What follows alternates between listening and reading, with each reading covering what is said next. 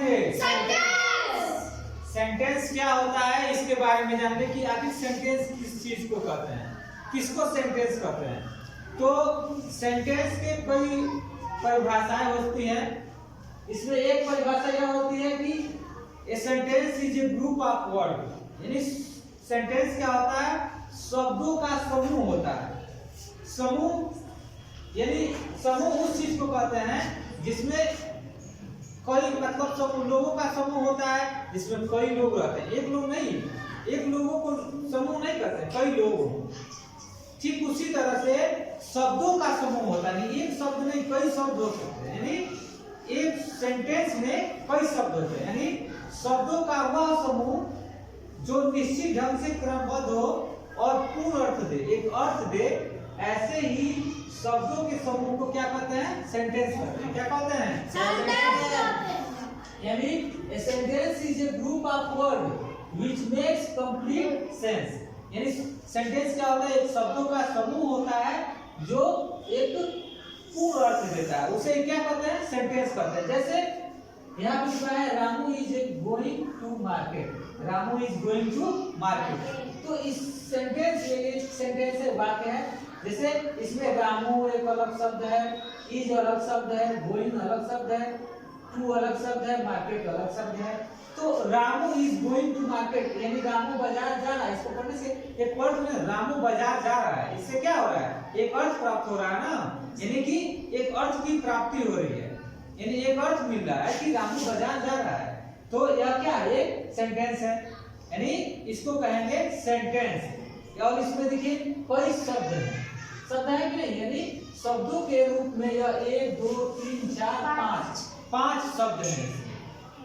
तो यानी सेंटेंस क्या होता है, शब्दों का एक समूह होता है। सेंटेंस क्या होता है, शब्दों का समूह होता है। समूह यानी कई शब्द होते हैं, यानी sentence is a group of word. यानी सेंटेंस क्या होता है, शब्दों का समूह होता है जो निश्चित ढंग से क्रमबद्ध होता है और एक अर्थ देता है, उसे क्या कहते हैं, सेंटेंस कहते हैं। जैसे अभी हम यहाँ पे लिखवा दें उदाहरण की तरह, जैसे he eats apple, he eats apple, वह सेब खाता है, वह सेब खाता है। तो ये क्या है, he एक अलग शब्द है, eats अलग शब्द है, apple अलग शब्द है, यानी शब्दों के दृष्टिकोण से यह 3 शब्द का एक सेंटेंस, 3 शब्दों के समूह वाला एक सेंटेंस है। यानी सेंटेंस क्या होता है, शब्दों का समूह होता है जो निश्चित ढंग से क्रमबद्ध हो, यानी जैसे एक माला होता है उसमें कई मोती एक क्रमबद्ध तरीके से पिरोए रहते हैं,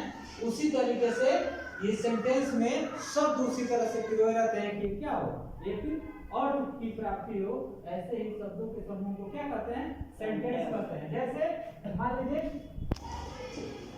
are you a student, are you a student, क्या तुम एक छात्र हो, इसका क्या तुम एक छात्र हो, यानी यह भी क्या है, एक सेंटेंस है, यह भी क्या है, एक सेंटेंस है।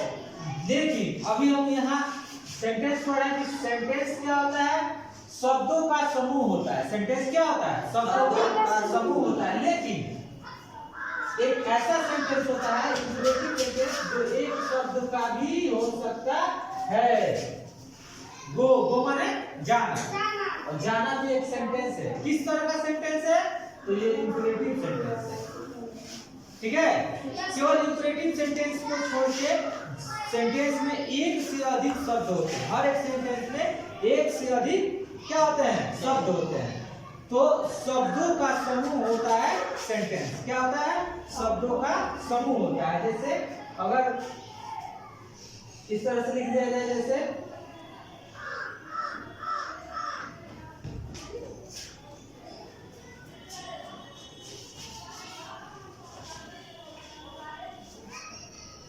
The king had 3 horses.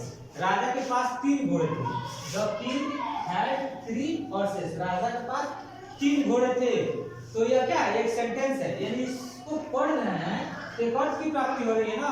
तो सेंटेंस क्या होता है, सेंटेंस शब्दों का समूह होता है जो एक अर्थ देता है।